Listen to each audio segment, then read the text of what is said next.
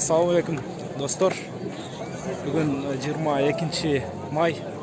Biz Ошо облусундагы Кара Суу районундагы Кызыл Суу деген айылдабыз.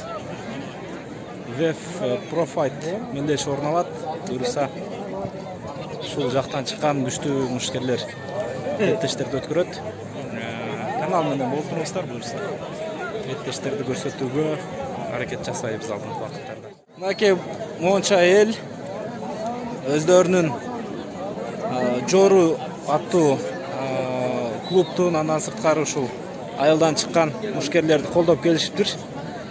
Мына могу октагондо буюрса тоодогу салгылашуу деп тоолордун арасында экен. Ушундай достор. Биз азыр келдик шаардан.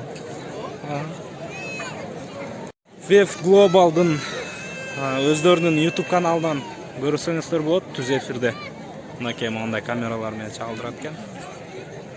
Кыргызстандын белгилүү мушкерлеринен бул турнирде Бекболот Абдулда уулу, Арген Маратбек уулу, Мыктыбек Оролбай уулу сыяктуу, Салмоор Эргишалиев сыяктуу белгилүү мушкерлер, чет элдик мушкерлер менен беттештерди өткөрүшөт экен. Ошол достор, беттештерди көрүү үчүн каналга жазылыңыздар, видеого лайк басыңыздар.